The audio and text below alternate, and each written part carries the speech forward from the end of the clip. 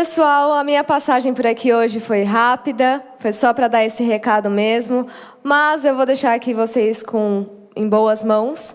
Nós estamos realizando o projeto Utopias ao longo da FIU. Todos os dias à tarde serão realizados mesas de debates sobre diversas utopias. A utopia da paz, a utopia da verdade, a utopia do meio ambiente. E para mediar essas mesas de debate, temos a coordenadora do projeto, Cris Cordeiro. Por favor, minha querida, comande a partir de agora. Boa tarde. Tudo bem aí, microfone? Boa tarde, sejam bem-vindos ao projeto Utopias, hoje com o tema Paz. E eu gostaria de trazer ao palco também a lata depois do projeto. Nós fizemos alguns totens de chamada para vocês, para as pessoas vivenciarem um pouco a arte, a literatura, tudo junto. Nós vamos chamar os nossos convidados. Vamos lá? Ciro, seja bem-vindo. O Ciro Monteiro, ele é bibliotecário, doutor em Ciência da Informação, que há mais de 15 anos faz projetos maravilhosos aqui, literários, dentro das penitenciárias de Ribeirão Preto e região. Também conosco, o Carlos está chegando, né? Chegando. Já conosco aqui. E o Valois vai entrar conosco aqui na tela. Seja bem-vindo, Luiz Carlos Valois. Que bom você no palco conosco.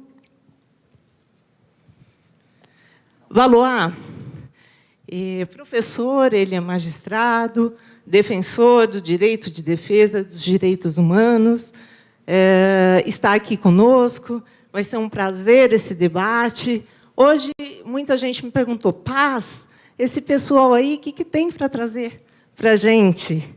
Então, vamos lá. Valois, fala um pouquinho de você. Seja bem-vindo. Primeiro, boa tarde a todos. Boa tarde, Cris. Eu queria dizer que, até por questão de acessibilidade, eu sou careca, não tenho cabelo, estou numa sala com uma televisão, e em Manaus está muito quente, e sou pardo, estou de óculos e uma camisa polo, só isso. E, Cris, eu queria agradecer o convite. Estamos aí para conversar sobre um assunto que me é muito caro, porque, como juiz da execução penal, para mim, livro é vida, livro é experiência, livro é crescimento, mas prisão, para mim, é morte, prisão, para mim, é violência, prisão, para mim, é destruição. Então, nós temos algo muito complexo para conversar hoje nessa mesa. Obrigado. Muito obrigada. Ciro? Muito obrigado pelo convite, agradeço muito, viu, Cris? Muito prazeroso estar na presença do Valois, perspectiva de mundo que eu gosto demais. O Carlos está chegando aí também. A gente teve um contato na unidade prisional e aí agora a gente se tornou amigo, ele vai contar as experiências também. E antes de fazer a autodescrição, né? Sou um homem branco, do cabelo liso, estou com uma camiseta azul e no palco maravilhoso do Pedro II, né? Esse palco é muito maravilhoso. Então, é uma satisfação poder conversar sobre o que eu entendo também que é uma máquina de moer gente, que é o sistema prisional. Obrigada, Ciro. E o Carlos Monteiro, convido a estar conosco aqui no palco. Seja bem-vindo. Empresário, escritor e poeta. Fique à vontade. Pode se apresentar, Carlos. Falar um pouquinho. Primeiramente, boa tarde a todos, os presentes e a quem está interagindo pelas redes sociais conosco. Agradeço a oportunidade de estar aqui presente para debater um assunto tão importante. sendo eu uma pessoa que passou pelo sistema prisional, e espero poder contribuir para esclarecer e trazer uma linha de entendimento a todos que estão nos assistindo. Boa tarde a todos. Muito obrigada, seja bem-vindo. Bom, Ciro, eu gostaria que você começasse a falar um pouquinho das suas experiências literárias dentro desse sistema. O que você conta para a gente? Bom, eu acho que é um tema muito interessante, né? A gente falar de produção de subjetividade dentro do sistema prisional, a gente falar de literatura e de que maneira as pessoas se apropriam da leitura naquele espaço. Mas a gente não poderia aqui citar casos pontuais e deixar de contextualizar o sistema, né? Seria uma falta de aprofundamento mesmo, né? O que eu penso é que se eu ficar aqui, né? Como eu fiquei mais de 10 anos no sistema prisional, e aí são muitos os exemplos que eu poderia dar de pessoas que, de fato, seguiram outro caminho por meio da leitura, por meio da literatura, e a gente vai conversar sobre isso. Mas eu não poderia deixar de contextualizar, porque se eu ficar dando alguns exemplos pontuais, sabe, Cris? Se a gente dá exemplos pontuais, a gente não vai entender o que é esse conglomerado de funcionamento do sistema prisional. É importante a gente pensar que o sistema prisional, existe uma política pública de aprisionamento no país, né? Então, existe uma política pública de encarceramento massivo, e isso é algo pulsante no país. Então, se a gente analisar que a gente, em 2000, a gente tinha 230 mil presos, e hoje a gente tem quase 800 mil, a gente vê o que é essa política pulsando no país. Então, o encarceramento ele é uma indústria, né? Eu gosto muito do Valois, quando o Valois fala que existem bancos que sobrevivem do dinheiro que é produzido pelo crime, e, de fato, os bancos internacionais é uma indústria, o dinheiro entra para o mercado financeiro e funciona dentro do capital. Então, a gente não pode entender o sistema prisional deslocado desses preceitos, desse funcionamento básico. O sistema prisional ele funciona de acordo com a lógica do capital, e aí a gente tem que entender também que o que o sistema prisional faz é docilizar corpos, né? Como diz o Foucault, o sistema ele coloca as pessoas lá, maioria preto e pobres, e ele dociliza esse corpo, né? E aí esse corpo ele sai para o mercado de trabalho mais barato. Então a gente não pode negligenciar isso, né? Então toda vez que eu vejo as pessoas falando, né? Mas retirar o criminoso de dentro do ser humano. Quem produziu esse criminoso foi o Estado, foram as políticas públicas. Então, se a gente tem um exemplo, sei lá, o Carlos é um exemplo de um cara que participava das nossas atividades de incentivo da leitura. O Carlos tem várias histórias que a gente pode contar lá no clube de leitura, a gente participando junto. Mas é um caso pontual, né? Então, se a gente não contextualizar, a gente não vai compreender o porquê que funciona desse jeito.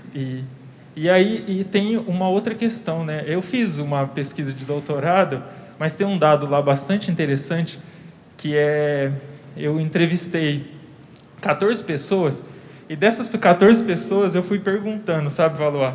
Eu perguntei também o que elas faziam, qual que era a renda dessas pessoas, e isso eu estou falando de jovens, de 18 a 20 anos. E eu perguntei, qual que é a renda, do que você sobrevive?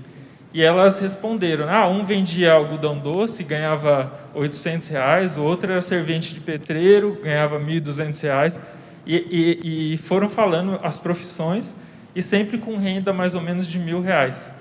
E aí, 2 pessoas responderam que estavam no tráfico. E essas 2 pessoas que responderam que estavam no tráfico, uma ganhava 5.000 e a outra 7.000. Então, é uma disparidade, sabe? É uma disparidade. Tem muita gente sobrevivendo disso. Quer dizer, criaram uma lei de drogas em 2006 que só encarcerou as pessoas, só encarcerou mais, né? Então, essa lei das drogas, ela não acessa o grande traficante, né? Então, quem tem um helicóptero e pousa numa terra cheia de cocaína, jamais prenderam esse cara, né? É político. Agora, existe uma política de criminalização das pessoas mais pobres. E é disso que a gente tem que falar inicialmente. A gente não pode negligenciar isso, né? Então, só para a gente iniciar uma conversa e depois para a gente entrar nos projetos de fato, a literatura e como que a literatura ela funciona no sistema prisional e, de fato, é uma possibilidade de seguir outros caminhos, é uma possibilidade de visualizar outros mundos, mas enquanto existe política pública colocando 100, 200, 1.000, 3.000 pessoas num dia no cárcere, a gente fala de um exemplo. Então, a gente não pode ficar restrito a um exemplo. A gente tem que contar de literatura, falar o que é o nosso amor, que é a leitura, mas também a gente tem que pontuar que falta política pública de fato, né? E que essa ideia de ressocialização, ela não existe, né? Ela lida muito com a consequência e não com a causa, né? Então, só para pontuar essas questões, e depois a gente vai conversando um pouco, batendo um papo sobre literatura, né? Ok, obrigada. Valois, o que você tem para falar da gente dentro desse contexto? Da paz? Eu quero dizer que o Ciro já economizou bastante do que eu ia falar, porque realmente essa história de que a prisão ressocializa é uma justificativa para todo esse sistema perverso que é o encarceramento.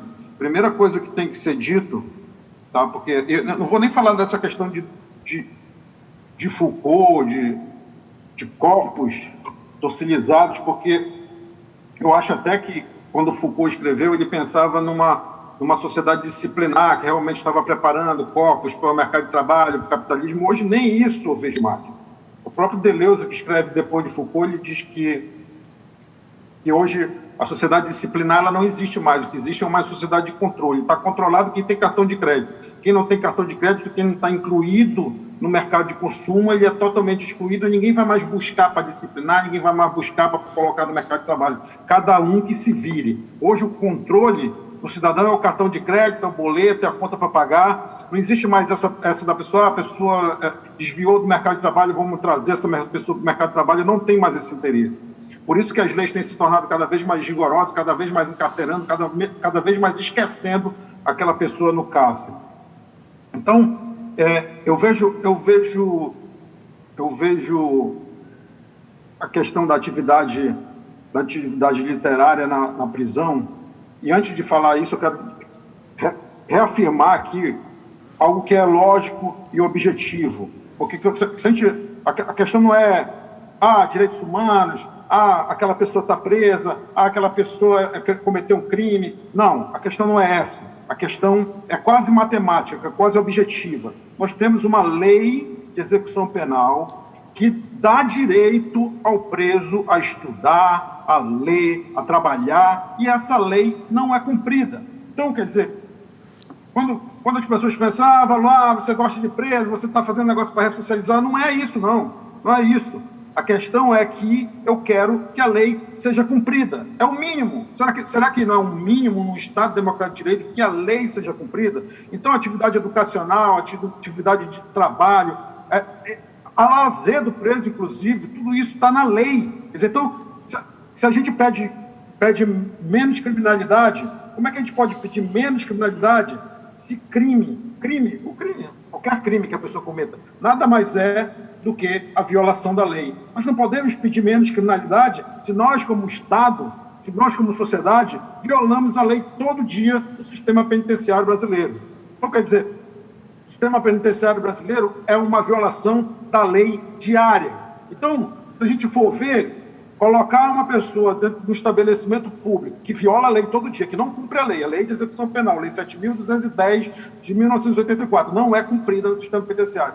Aí o preso faz rebelião, isso é bandido, foi rebelião. Como uma pessoa que coloca numa instituição pública que viola a lei, a tendência dela é, óbvio, se revoltar contra aquela condição ilegal em que ela está encarcerada. Ilegal, inconstitucional, inclusive declarada pelo próprio Supremo Tribunal Federal de que é inconstitucional. Então, esse argumento de ressocialização é um argumento, inclusive, jurídico. Muitos juízes dizem, eu vou encarcerar, eu vou prender, vou aumentar a pena para ressocializar aquela pessoa. Um argumento mentiroso utilizado pelo próprio direito. Então, a minha primeira pesquisa que eu fiz, que é do meu livro O Conflito entre Ressocialização e o Princípio da Legalidade Penal, eu analiso justamente isso, o uso do argumento ressocializador para encarcerar. Nada mais é do que um argumento ideológico que o judiciário usa e acaba dormindo com a consciência tranquila, achando que está fazendo um bem para o preso, colocando ele numa prisão ilegal. Essa prisão, por afastar, excluir a pessoa da sociedade, é óbvio que ela não pode incluir essa pessoa na sociedade. Isso é óbvio também. Quer dizer, ninguém aprende a nadar em aula à distância, audiovisual. Não tem curso audiovisual de natação. Quer dizer, não existe curso audiovisual para aprender a andar de bicicleta. A pessoa tem que praticar. Quer dizer, ninguém aprende a viver em sociedade excluído da sociedade. Então, quer dizer, nós estamos numa mesa de utopias. A minha utopia é o fim da prisão. Óbvio que é uma utopia, porque a gente não consegue imaginar uma punição, uma sociedade desigual, uma sociedade violenta, sem encarcerar aquela pessoa que a gente acha que é violenta, que é um perigo para a sociedade. Mas, ao mesmo tempo, a gente tem que reconhecer que a prisão, ela aumenta a quantidade de crimes, ela não diminui a quantidade de crimes, ela está aumentando a quantidade de crimes. É um paradoxo, por isso é uma utopia, que a gente tem que pensar muito. Agora na história, o Ciro falou de não pontuar histórias específicas, mas na história nós temos, por exemplo, Malcolm X. Malcolm X foi preso por assalto nos Estados Unidos, antes de ser líder do movimento negro.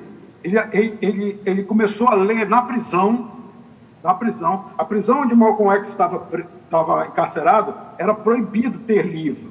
Então, ele traficava livro dentro da prisão, apagavam a luz da prisão, porque não tinha luz, na verdade, durante a noite, né?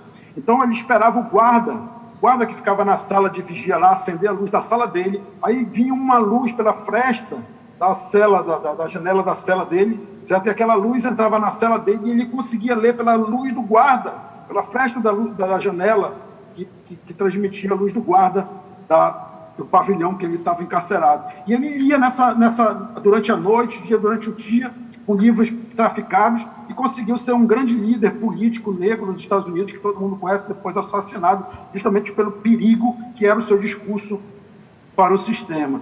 Então, o que nós temos com o exemplo de Malcolm X? Uma pessoa que, mesmo numa prisão onde era proibido ter livro, onde não se acendia luz, ele conseguiu desvirtuar aquilo tudo, ler e se tornar um grande líder político norte-americano e mundial, né? Então, a luta do preso com a leitura, com o estudo, para tentar ser outra pessoa, para tentar aprender sobre aquele sistema que ele está vivendo, é uma luta individual da pessoa. Óbvio que, inclusive, eu digo mais, além de individual, é uma luta que não é por causa da prisão, nem pela prisão, é apesar da prisão. Quer dizer, a prisão foi um fato na vida dessa pessoa e ela, por questões pessoais, por características pessoais, lutou, foi lá, leu, estudou, como o Malcolm X fez. Óbvio que se a gente incentiva isso, a gente aumenta a possibilidade de pessoas assim. Mas até que ponto a gente pode falar a verdade dentro da prisão? Porque não adianta ler mentira também. Não adianta falar mentira. Até que ponto a gente pode colocar um livro dentro da prisão que diga que a prisão é ilegal? Até que ponto? Eu já tive livro meu vetado em prisão. Quer dizer, até que ponto a gente pode colocar um livro na prisão que diga que aquela pessoa está correndo risco de vida, que aquela pessoa está cumprindo uma pena que não é a pena que a lei previu? E todas essas circunstâncias, inclusive essas que o Ciro falou. Até que ponto a gente pode colocar um livro desse na prisão? Até que ponto a gente pode fazer atividades com o preso com esse tipo de literatura? Essa é só uma pergunta que eu estou querendo colocar aqui, Até o Ciro pode responder depois. Mas a gente sabe da dificuldade disso. Então isso era o que eu queria pontuar, porque a gente tem uma instituição violenta e que ela não é a favor dessa atividade que a gente está falando aqui na prisão. Na verdade, ela é contra. E dizer que o meu trabalho agora, o livro que eu estou escrevendo no momento, estou fazendo... Muitas pessoas me conhecem nacionalmente por causa da rebelião de 2017 que teve aqui em Manaus, em que eu negociei com os presos o fim da rebelião. Uma rebelião que talvez tenha sido a maior do Brasil, porque Carandiru não foi uma rebelião, foi um massacre, né? Então, nessa rebelião aqui em Manaus morreram 56 presos. E eu estou escrevendo um livro que vai ser cada capítulo, vão ser 56 capítulos. Cada capítulo vai ser a biografia de um dos presos que morreu. Certo? Esse livro que eu estou escrevendo, eu entrevisto familiares, irmãos, eu tenho uma equipe que me ajuda, vamos na periferia, entrevistamos a família dos presos, são 56 capítulos, 56 biografias dos presos que morreram. Qual é a história dessas pessoas que morreram na rebelião? Pessoas da periferia, tá? Pessoas muito parecidas com todos nós, só que eu comparo comigo, que morava num bairro que também não era um bairro muito central, mas meu pai tinha condições de comprar um skate para eu brincar, uma bicicleta, tinha condições de comprar um kimono para praticar esporte, judô, depois jiu-jitsu na escola. Quer dizer, a história de todas essas pessoas é uma história de ausência de praça, ausência de campo de futebol, ausência de estímulo ao esporte, ausência de estímulo ao lazer, que também se repercute na ausência de estímulo ao estudo, à leitura. Nós não temos estímulo à leitura em meio aberto, quanto mais no cárcere.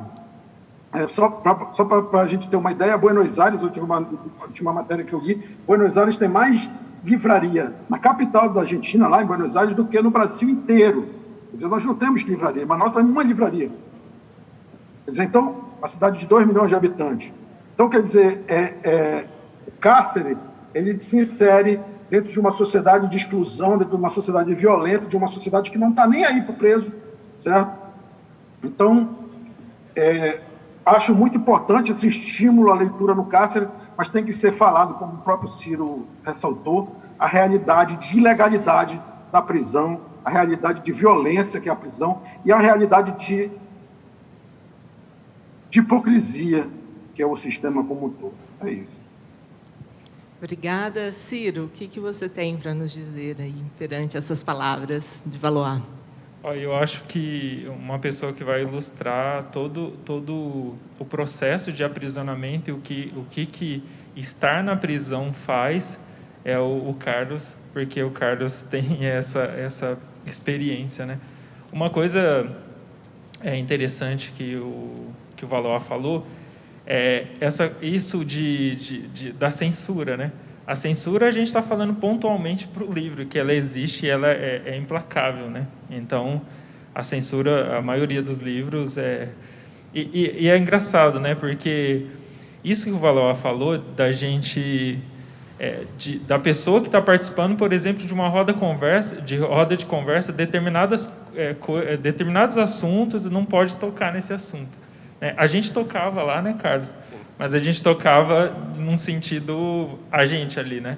Porque se aquilo escapa a determinados assuntos, críticas à própria unidade prisional, isso é reprimido, né?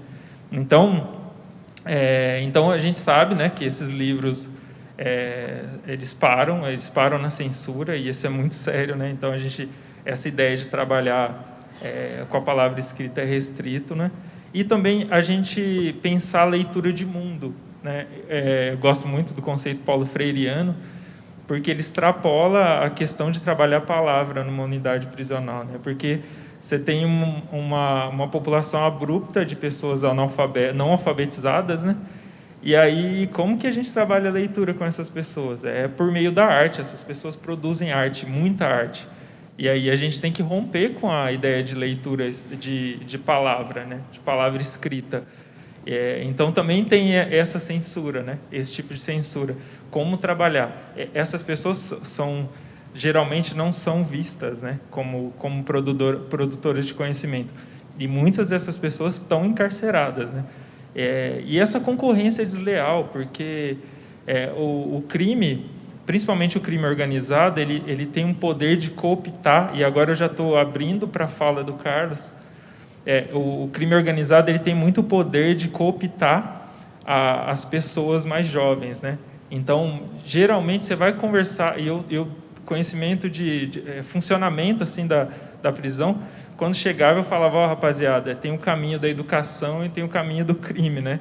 Se vocês quiserem, aí tem isso e não tem.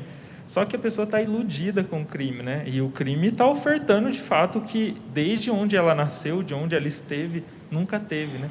E o crime oferece um reconhecimento para ela, né? Que o Estado faltou, e o crime oferece algo que ela nunca teve oportunidade de ter.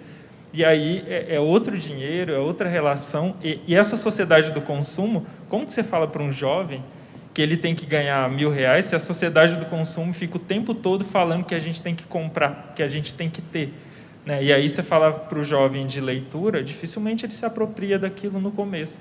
E eu já até sabia, sabe? Eu chegava uma pessoa muito jovem e falava, nossa, essa pessoa não vai participar do clube de leitura. Eu tentava, mas não vai participar dos projetos de poesia, dos nossos projetos de incentivo à leitura, não vai participar. E geralmente esses jovens são muito artistas, né? Eles produzem, vê eles desenhando, vê eles pintando, são muito artistas, mas eu já sabia. E quando eu ia conversar com eles, de fato, eles falavam, muitos deles falavam que o negócio deles era o crime. E aí, por quê, né? Por causa disso.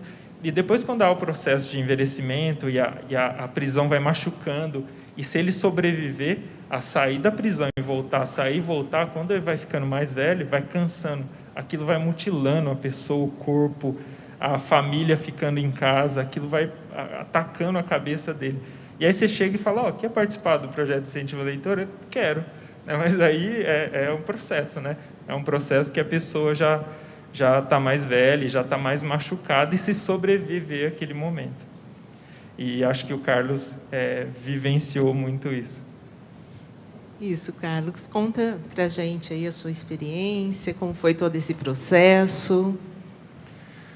Olha, eu fiz uma reflexão de tudo que eu passei no sistema prisional, da minha vida desde o começo até chegar aos dias de hoje.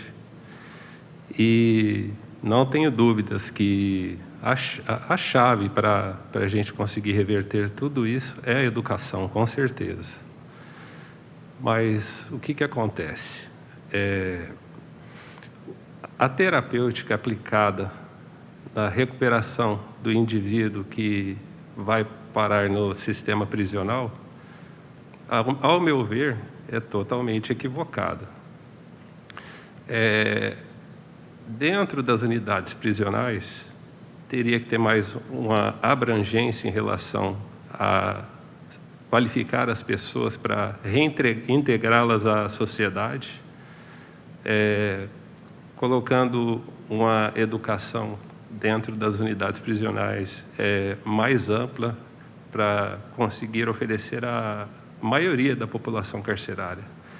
Dentro do sistema prisional é uma minoria que estuda, poucas oportunidades de trabalho, muitos profissionais que cometeram erros, praticaram algum tipo de crime, vão parar no sistema prisional, poderiam ser usados como monitores para ensinar profissões aos presos internos que estão dispostos a se ressocializar para se reintegrar à sociedade.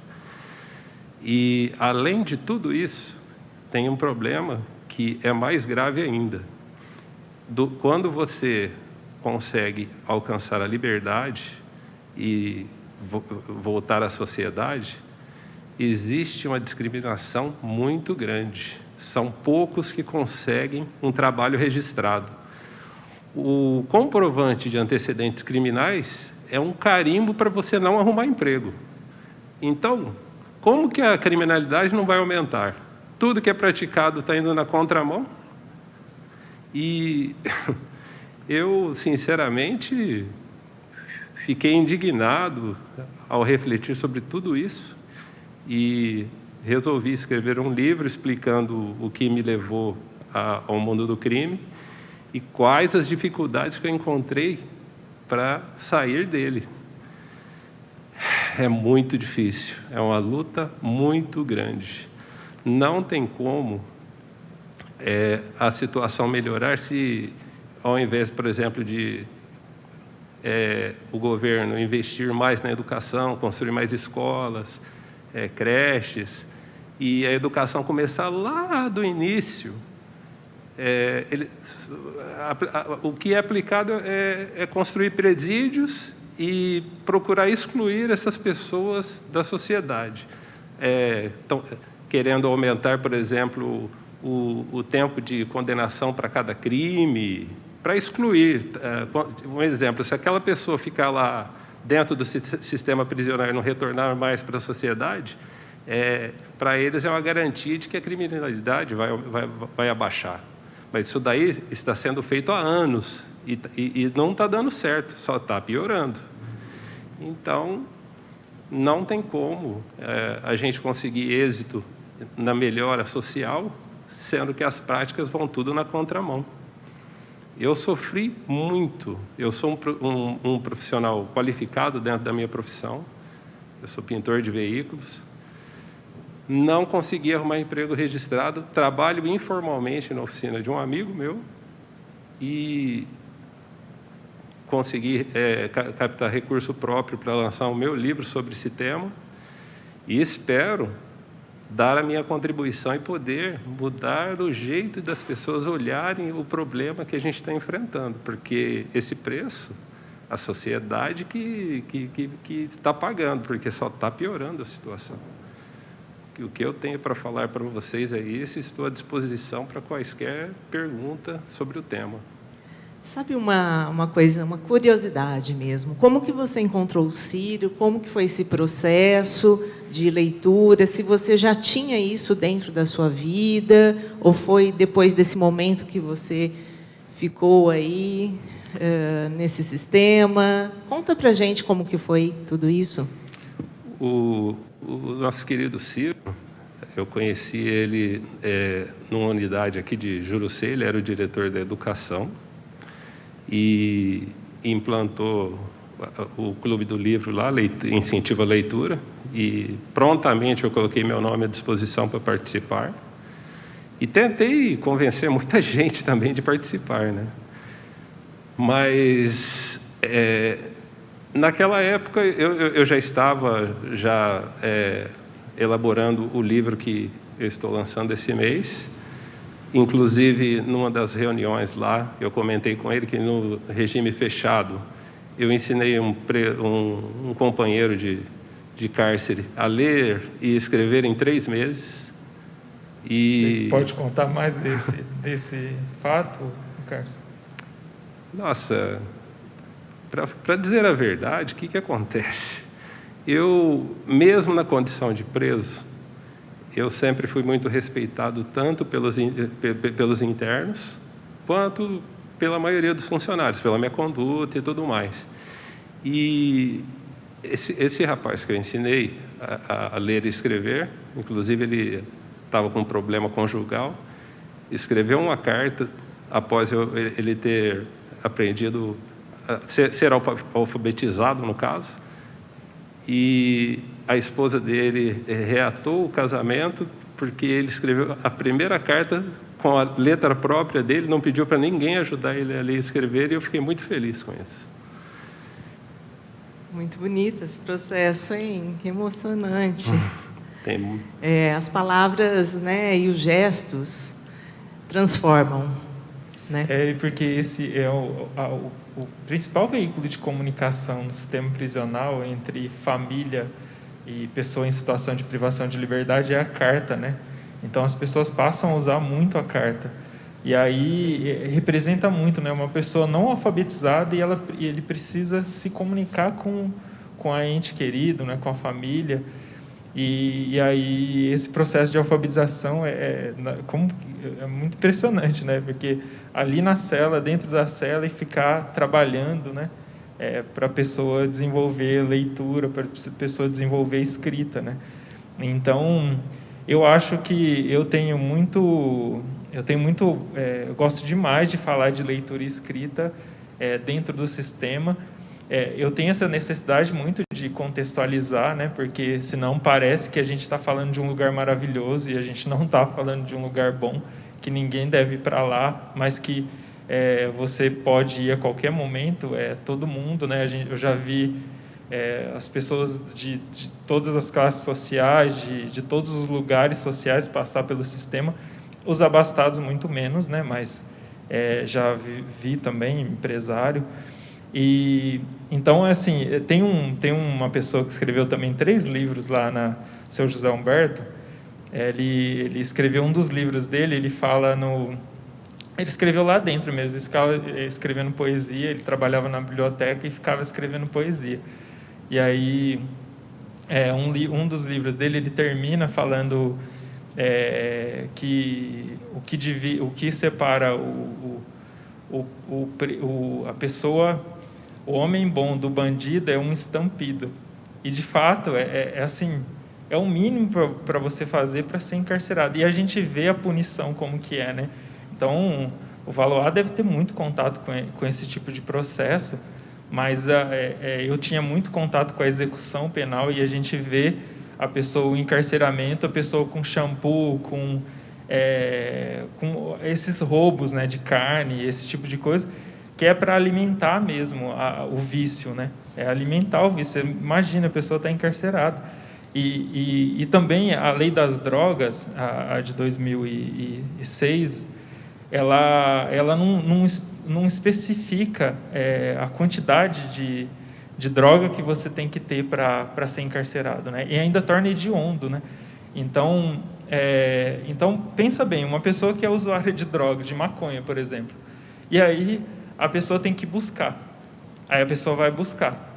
Se ele for preto e pobre, o risco desse processo de foi buscar, pegou um tantinho a mais para trazer e a polícia abordar é muito grande, E aí a pessoa traz um pouquinho mais porque quer usar, e aí traz 30 e poucas gramas, assim, algo assim, e é encarcerado por conta disso, né? Então, falar que não pune o usuário, claro que pune, a pessoa vai pagar por conta disso. Fora as outras muitas abordagens, né? E torna esse crime hediondo, né? Então, assim, você tem quase 40% de pessoas presas por tráfico, ou que pensou ser o tráfico, né? E aí tornar esse crime hediondo, né? E aí, assim, quando a pessoa chega lá dentro, de fato, a gente tem que oferecer outras possibilidades, mas a pessoa está muito abalada, né? E aí é muito rápido, né? Acontece tudo isso, e aí de repente você está num sistema e aí a gente oferta o que tem, né? O que tem, que é muito limitado, né? Então, eu acho que tem esses casos mesmo. Depois eu vou até citar o caso de um poema que me marcou muito. Sempre trago um poema diferente de alguém que escreveu lá dentro. Esse é diferente também, esse eu nunca citei em lugar nenhum. Mas de que maneira eu entendo que a leitura e a escrita ela pode oferecer produção de autonomia. E o que eu estou falando de autonomia não tem nada a ver com a pessoa sair e trabalhar, ter um carro, ter uma casa. Isso aí é a lógica do capital. Isso aí, quem deu esse valor para ser assim foi a nossa estrutura social. A pessoa pode muito bem, por meio da leitura, querer romper com isso aqui, querer sair e viver em situação de rua. Não que as pessoas que estão em situação de rua querem estar daquela forma, mas tem gente que tem uma postura de romper com essa sociedade, eu já conheci. Então, eu acho que a leitura não pode se limitar a uma caixinha de que ela é uma coisa boa e a pessoa tem que melhorar com aquilo, né? Melhorar no sentido obter bens. Não, é ruptura, causa reflexão. Ela pode causar muitas coisas na sua cabeça. O que ela tem que trazer como principal é a gente ter autonomia de escolha, né? Autonomia dentro de um limite, poder escolher e, principalmente, poder criticar, né? Eu estou numa situação de privação de liberdade e eu faço crítica àquilo. Eu não concordo com aquilo. E por que é assim? Então, é muito bonito ver também o Carlos lá dentro, já escrevia o livro, né, pensando essa sociedade, pensar por que ele está nessa condição, né, acabou de ficar disponível o livro, né, Carlos? Sim. Mas aí querendo compartilhar com as pessoas que de fato quando você sai não tem nenhum apoio, não tem a luta é muito grande, a pessoa ela só pode ser autônoma, né, que a maioria dos casos a pessoa segue um caminho de trabalho autônomo, informal. Ou então informal, ou então a pessoa, porque se ela for pegar atrás desses empregos formais, esses empregos que vai consultar, né, a vida, não vai acontecer, né? Então isso que torna esse que é o serviço do provoca do sistema. Reincidência. Isso provoca reincidência criminal. Por quê? O camarada, quando ele sai do sistema prisional, ele, com certeza, e a família dele não vai estar em uma situação financeira boa.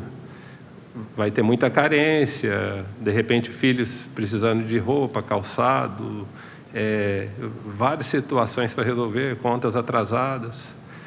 Aí aquele cidadão vai procurar emprego, distribui currículo na cidade inteira e a coisa só vai apertando mais. E chega uma hora que ele acaba se rendendo a voltar a praticar crime porque não conseguiu um trabalho. Então, isso daí gera o aumento da criminalidade também. Então, tudo que é praticado no atual modelo vai na contramão da ressocialização. É terrível isso. Voltando um pouquinho na sua história dentro do sistema, como que você teve esse despertar? Você começou, pelo que o Ciro falou, você começou a escrever esse livro dentro? Dentro da unidade prisional. E como que veio? Da onde veio essa vontade, assim? Olha, teve uma ocasião que teve uma saída temporária. E aí eu estava passando o final de semana com meus filhos e estava passando um filme que o protagonista era o Will Smith, Em Busca da Felicidade.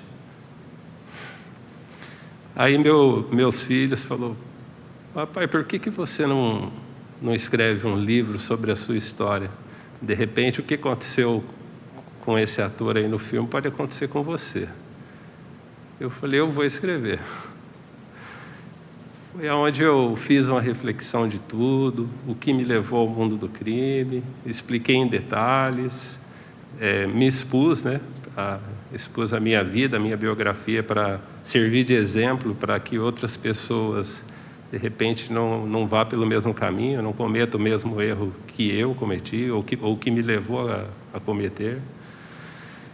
E fiquei muito feliz em conseguir realizar essa obra.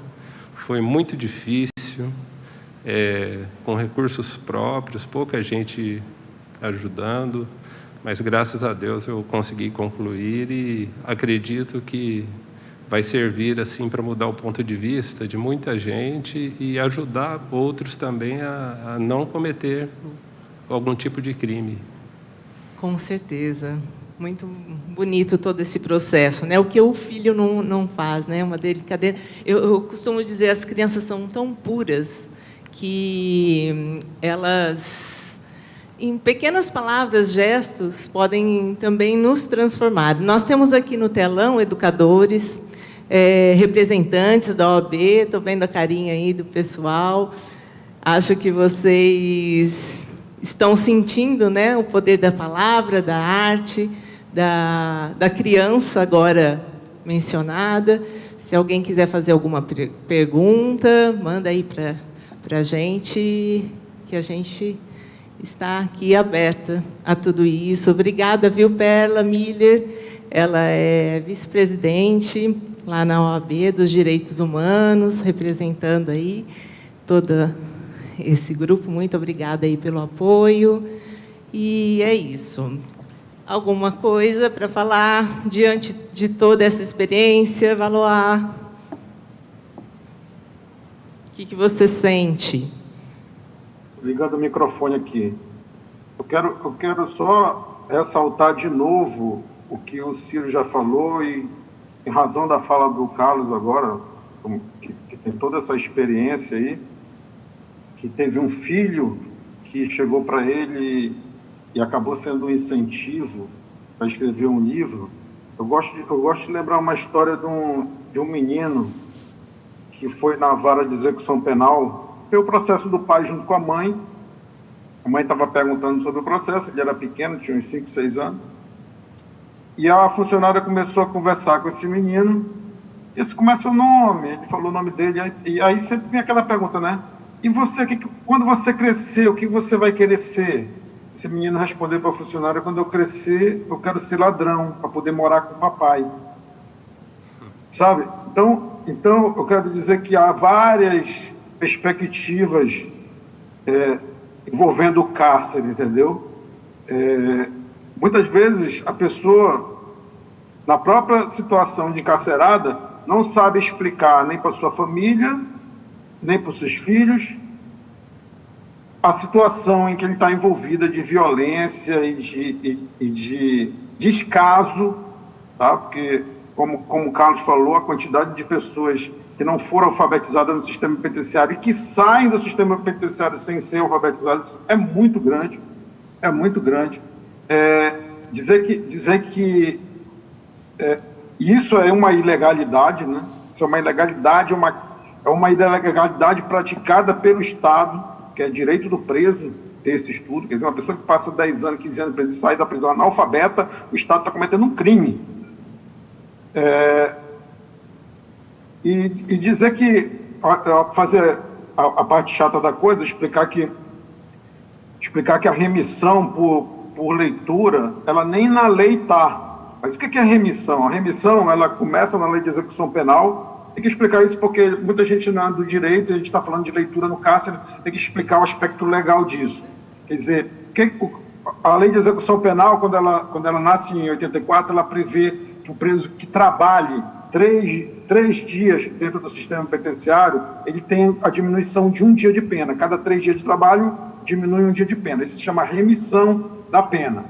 Como era uma obrigação do preso trabalhar e, ao mesmo tempo, um direito de trabalhar. Muitas vezes, hoje em dia, tem político que diz assim, tem que obrigar a preso a trabalhar, tem que obrigar a preso a trabalhar. Já tem essa obrigação na lei, só que não tem trabalho.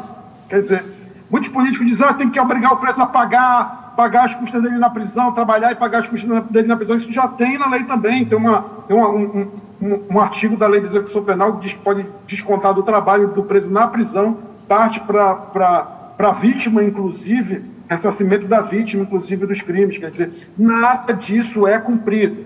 Quer dizer, a lei é desde 1984 e não tem trabalho para todos os presos do sistema penitenciário.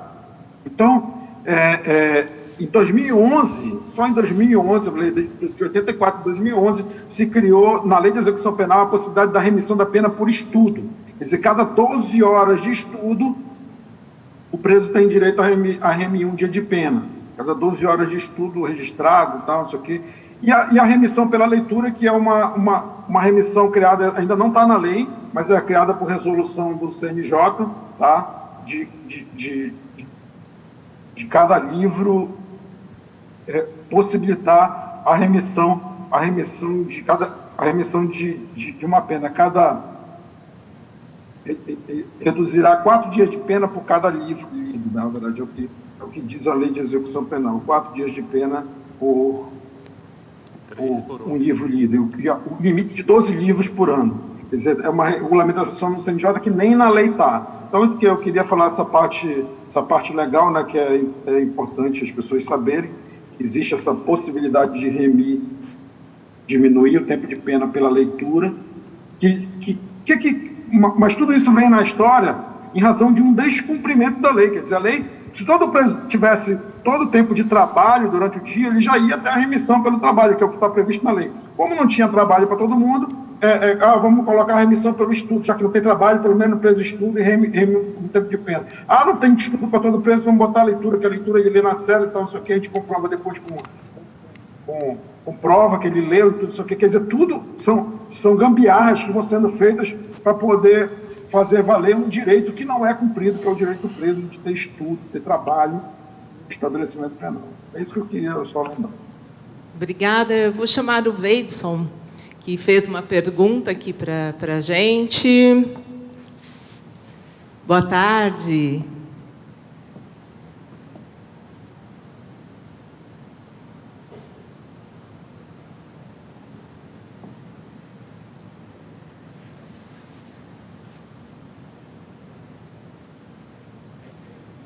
No microfone. Por gentileza, abre o microfone, Veidson, nós não estamos te escutando.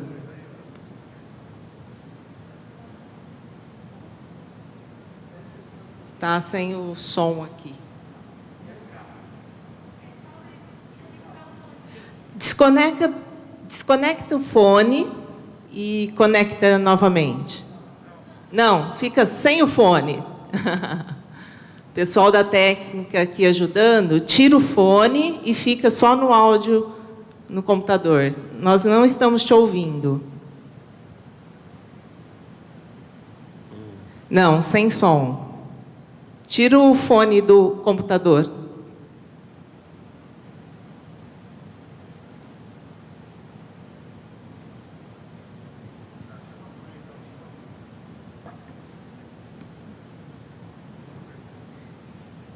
Não, ainda não estamos ouvindo. Vamos tentar aqui. Se ajudar, Cris, eu já li a pergunta dele, mas Olha. Ah, tudo bem? Tudo bem, Veidson? Bom, o Veidson perguntou se quando eu fazia biblioteconomia, eu sou bibliotecário, né? Com muito prazer, a gente trabalha com leitura, cara, é sensacional, com incentivo à leitura. Gosto muito de ser bibliotecário, vontade de anunciar ao mundo que eu sou bibliotecário. Mas, enfim, quando eu fiz biblioteconomia, eu tinha essa vontade, né, de trabalhar com um clube de leitura na prisão. Talvez não, Veidson, porque eu não tinha nenhum exemplo, né? Nunca tinha visto ninguém igual hoje. Hoje eu vou, sempre que me chamam, eu vou falar disso nas universidades, né? Mas eu nunca, na minha formação, nunca vi ninguém que trabalhava nesse lugar. E aí não tinha, não. Mas aí o que aconteceu? Quando eu estava no primeiro ano de graduação, eu fui trabalhar, porque eu já era formado em História, e aí eu fui trabalhar na prisão. Eu fui dar aula de História na prisão. E aí eu tive contato com as possibilidades que existiam lá dentro, né? Porque, e de fato, tinha uma devolutiva muito grande, não só para a minha aula, mas para realizar outras atividades. E foi assim que eu tive a ideia, né? Aí eu conversando com os funcionários me recebiam muito bem, e aí eu conversando com os funcionários, eles falaram, presta concurso, dá para você trabalhar na educação. E foi assim que eu entrei no sistema, eles falando que eu não me via como funcionário da prisão, né? Mas você tem que entrar como agente penitenciário para trabalhar na educação, né? Então, e só fazer uma observação é que às vezes a gente fala da prisão, daquele lugar, e também não fala do que os funcionários passam lá, né? Então, não é bom para o preso e também não é bom para o funcionário, né? O funcionário, eu mesmo tive experiência de motim, de rebelião. Então, assim, você fica sem saber o que vai acontecer. Então, e a pessoa... E é muito louco, assim, porque a pessoa que vira agente penitenciário, muitas vezes, saiu do mesmo lugar em que a pessoa em situação de privação de liberdade está. Então, eu encontrei meus amigos de infância no sistema prisional. Isso é muito pesado, né? Então, lidar ali, olhar para a pessoa que é a pessoa que jogou bola com você na infância e está lá em situação de privação.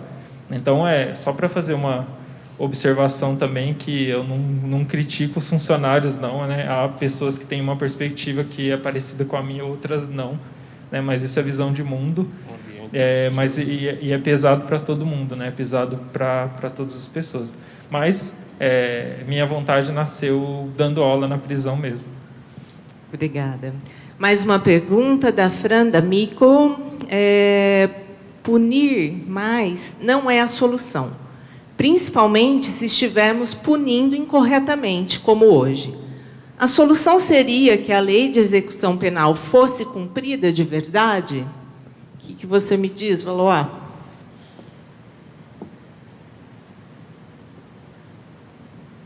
Dando o microfone aqui.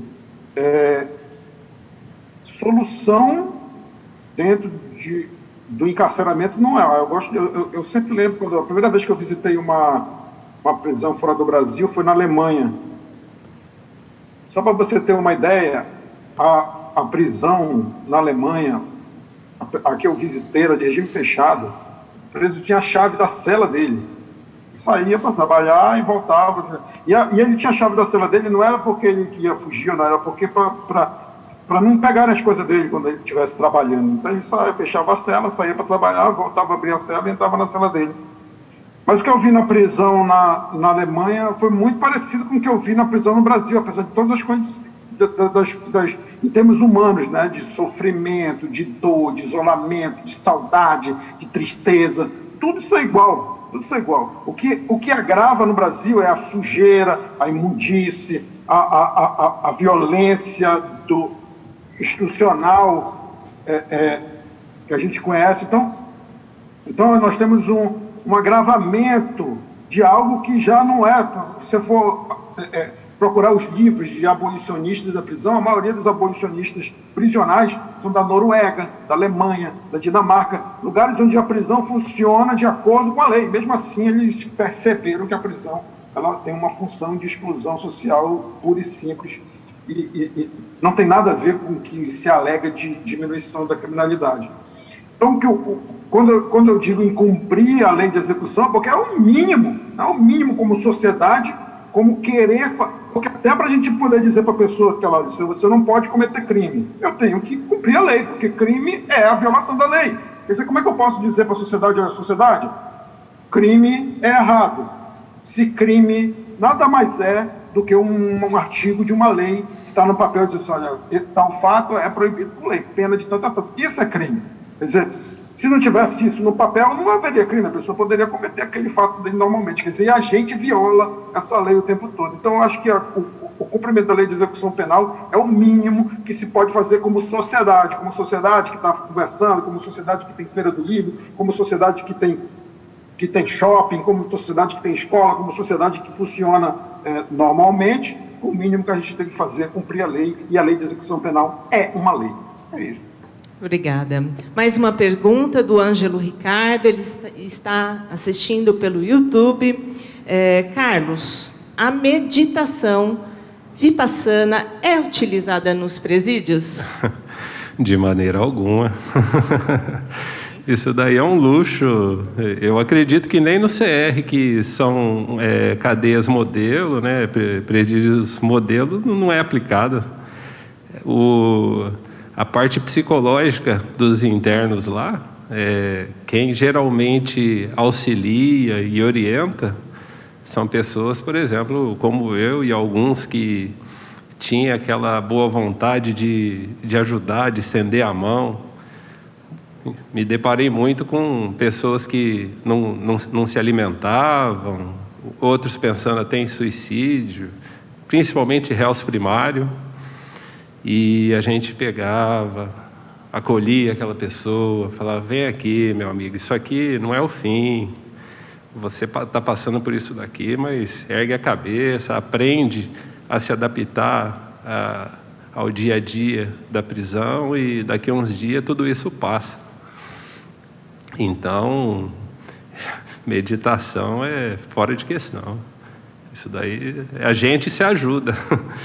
A gente tem boa vontade para poder mostrar que aquilo ali não é o fim, né? Mas eu já também dizia que quando saísse, eles iam se deparar com preconceito, com várias questões ali para se reintegrar à sociedade. Então, o que a gente podia orientar no dia a dia e falar assim, de bem para aquela pessoa se recuperar ali mentalmente, nós mesmos praticávamos no dia a dia. Não tinha meditação, não.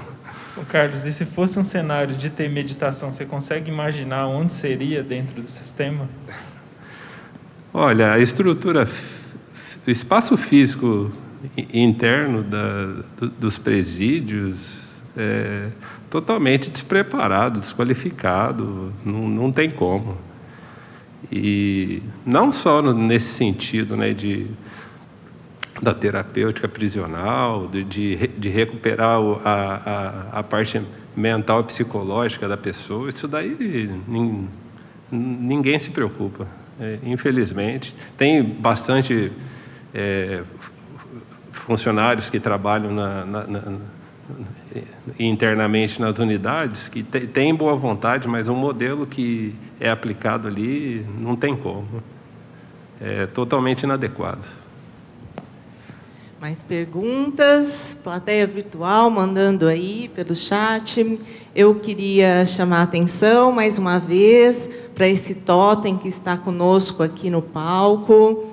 Ele foi produto de uma arte urbana onde nós envolvemos vários artistas de Ribeirão e região. Ele foi baseado no projeto Afeto na Lata, do Hélder Oliveira, que estará conosco no último dia. E aí vocês vão entender todo esse processo de ter uma lata de spray com a nossa utopia hoje da paz. Amanhã vocês verão da verdade, e assim sucessivamente, no último dia, terão conosco o Hélder Oliveira. Mais perguntas? Alguma coisa? Cris, eu poderia fazer uma observação? Sim, só em relação claro. ao que o Valois falou sobre a gente está falando de direito, né? Não tem nada dado, é direito, né? E aí a lei de execução, ela prevê também a existência de uma biblioteca em toda a unidade prisional. Então, quer dizer, essa ausência também é descumprimento da lei.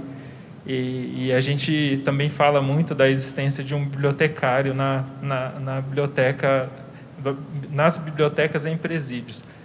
E essa discussão, né, ele falou também de que a lei prevê que o trabalho, né? Então, as pessoas, quando têm trabalho, trabalham o tempo todo, né?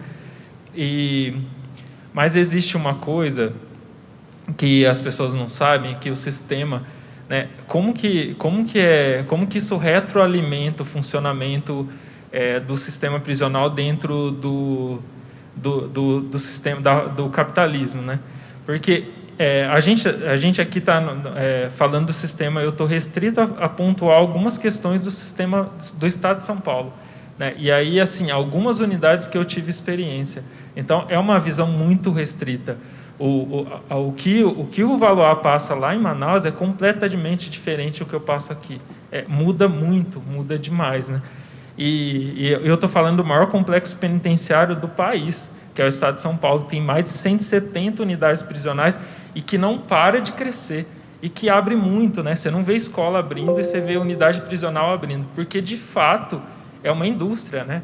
E aí, assim, como que funciona essa coisa lá dentro, né?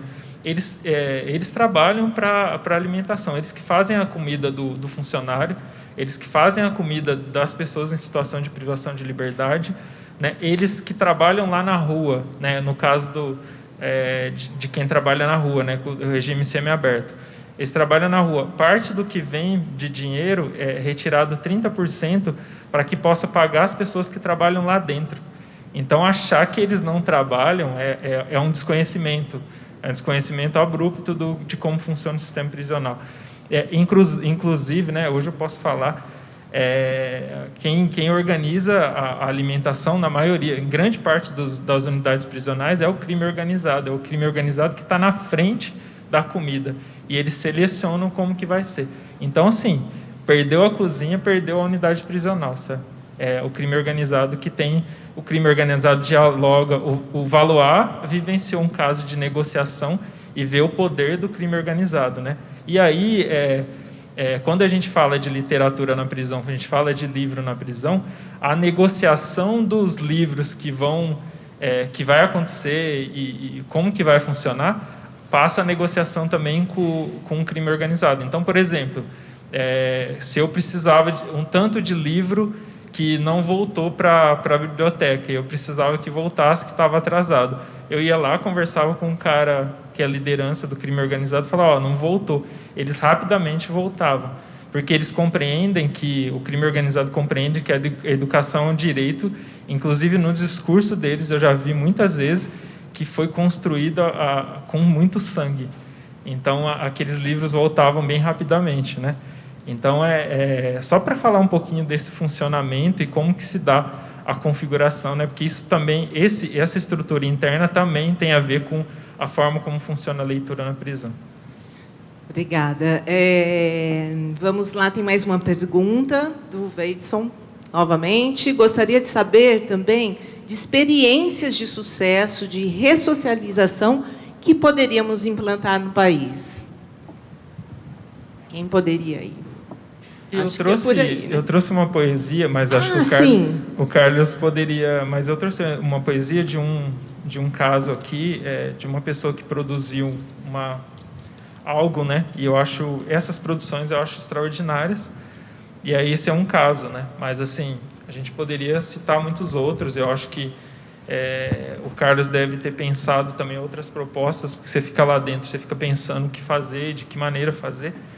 Mas a gente tinha um projeto lá, que eu já citei em outros momentos, que chamava Rompendo Grades com Poesia. E aí, esse caso, as pessoas escreviam poesia e iam colocando a poesia numa caixa de ferro que a gente deixava na biblioteca. Só para citar um caso, uma pessoa me acessou bastante, enfim, contar bem rápido, uma pessoa me acessou bastante falando de casos de racismo. E aí eu fui dando o livro, a gente foi conversando, dando material para ele, uma pessoa negra, e aí a gente conversando sobre isso, ele foi lendo, e ele falou que nunca tinha vivenciado isso, que estava vivenciando quando ele ia para a rua, trabalhando na prefeitura, as falas das pessoas. E aí ele escreveu uma poesia, me entregou, mas eu já li em outro momento, não vou ler, que chama A Fria Sensação do Racismo. E aí ele escreveu essa aqui também, que chama Identidade. Só para uma parte curtinha, ele questiona, ele falou identidade. E aí ele fala assim, quem sou eu? Ao nascer fui registrado com um nome, por um homem de fino trato, ao crescer fui rotulado pela sociedade como uma criança negra, da periferia da cidade, passou-se o tempo, cheguei ao fim da mocidade, e vós lhe pergunto, quem sou eu? O homem, quando recém-nascido, foi registrado com um nome ou um produto da sociedade. Quem puder responder, que me dê uma identidade. Então, é o processo de reflexão, né? Isso eu acho sensacional, assim, começa essa crítica. Incrível. Eu vou chamar a Perla Miller, que está aqui conosco. Pode fazer sua pergunta, Perla. Boa tarde, me ouvem bem? Sim. Em primeiro lugar, agradecer o convite para participar desse evento fantástico, né? Feira Internacional do Livro, e dizer que eu estou profundamente emocionada, e falo isso em nome da Comissão de Direitos Humanos aqui da nossa 12ª subseção da Ordem dos Advogados do Brasil. Eu conheci o Ciro e o seu trabalho em 2018, levando alunos do curso de Direito para visitar a unidade, né, prisional, e ali pela primeira vez chorei muito nesse dia de conhecer o trabalho que ele fazia, que ele desenvolvia ali, e fazia com devoção, ouso dizer, né? Acreditando naquele trabalho e no seu potencial de transformar pessoas e, através da transformação de pessoas, transformar o mundo.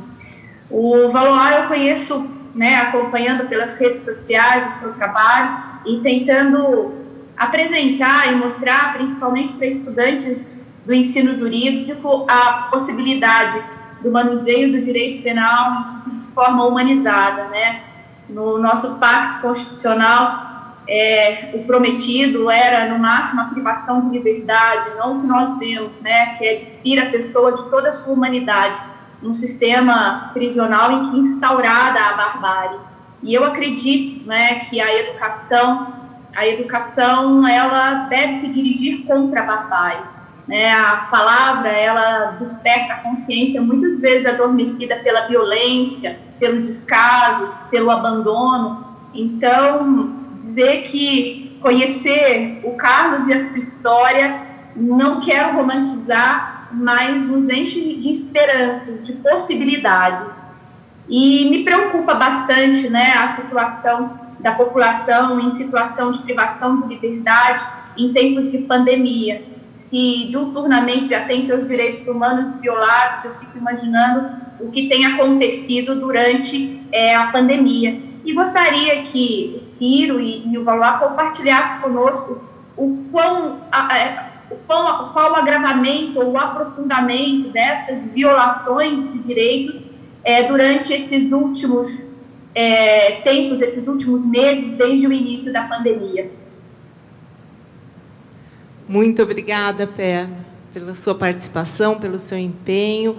E todos vocês aqui hoje, né, trouxeram experiências que eu acho que a gente leva como reflexão, porque está de fora, às vezes a gente tem sensações, mas quem passa pela experiência, seja do educador, do juiz, da pessoa que tem o contato com a letra e ouve de um filho: pai, por que você não faz aquilo que aquele cara no filme fez? Vai em frente, escreve a sua história. Isso é muito, muito gratificante, muito emocionante. Eu gostaria de agradecer a participação de vocês, deixar aqui esses minutinhos para vocês se despedirem, que a gente poderia ficar aqui, eu acho que a tarde inteira, né, com várias histórias e várias experiências.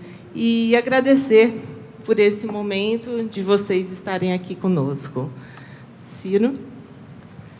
Gostaria de agradecer, Cris, muito obrigado mesmo pelo convite. Participar da FIO eu acho um espaço muito essencial e maravilhoso. Respondendo o carinho da pergunta da professora Perla, que esteve lá com a gente, viu o nosso trabalho, né? E é muito legal que os alunos tenham esse primeiro contato, justamente para a ruptura de alguns paradigmas, não que vá quebrar em um primeiro contato, mas é bom que tenham esse sentido, né? Essa visualização mínima. Durante a pandemia, a gente teve uma série de violações de direito, né? Falando aqui no estado de São Paulo, né? A gente viu coisas pelo Brasil inteiro, né? Foi muito triste, assim. E as pessoas primeiro a morrer. Quando começou a pandemia, eu fiquei pensando: as primeiras a morrer, sabe? Vai ser no sistema prisional. A gente teve um tanto de casos de mortes, assim, eu até parei de acompanhar no final, mas a gente tem casos sérios de deslocamento de pessoas, de não ter o que fazer, das pessoas indo para outras celas e não sabendo quem está contaminado. O Estado, de fato, iniciou uma vacinação, mas demorou, né? Então, a gente é perverso essa negação, né? Que foi a negação do governo federal, mas que é proposital, né? Mas a gente tem uma série delas. E eu acho que seria até interessante o Carlos falar mais, porque ele estava ainda, ele vivenciou desses casos, né? Mas, de fato, foi um momento muito triste, assim, um momento de muito retrocesso. Pode falar. Em relação ao tratamento prisional na pandemia, foi uma loucura, né?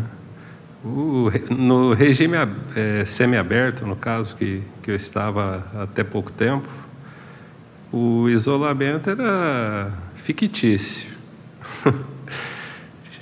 Teve casos de detentos que faleceu de Covid, e todo mundo misturado. Se tivesse que pegar e se tivesse que ir a óbito, ia a óbito, e poderia ter acontecido uma tragédia. Em alguns presídios ocorreu de falecer bastante pessoas. Se eu não me engano, Araraquara, teve algumas localidades aí que o negócio foi terrível. E a gente ficou privado de muitas vezes de tomar sol, de caminhar, de ter ali o espaço livre, acesso à biblioteca sem chance. Tudo já era ruim, ficou pior ainda. E a vacinação também atrasou, começou a ser aplicada faz pouco tempo. E se tivesse que acontecer uma catástrofe, iria acontecer. Graças a Deus que não foi tão ruim quanto poderia ser, mas foi terrível. E o regime semiaberto estava pior que o regime fechado, para vocês terem uma noção. É isso que eu tenho para falar, foi horrível. A gente não imagina, como eu disse anteriormente, né? Muitas coisas a gente não consegue imaginar, mas eu agradeço a sua presença, viu, Carlos? Foi um prazer tê-lo conosco. Valois, muito obrigada pela participação, suas considerações finais. Eu que agradeço a participação. Obrigado, Carlos. Obrigado, Ciro. Obrigado por essa conversa. E estamos juntos, tá? Um abraço. Muito obrigada. E só lembrando que as latas do Afeto na Lata estão expostas aqui na biblioteca Sinhá Junqueira, no centro. Vocês conseguem ver ainda de pertinho os outros temas lá expostos. E a gente vai ficando por aqui. Muito obrigada pela participação de todos. Foi um momento muito especial. Acho que a gente ganha todos os anos com a FIO. Um prazer imenso ter trazido o projeto Utopias com esses temas tão significativos. Eu vou chamar o palco a Priscila Altran e encerro aqui esse momento. Muito obrigada a todos.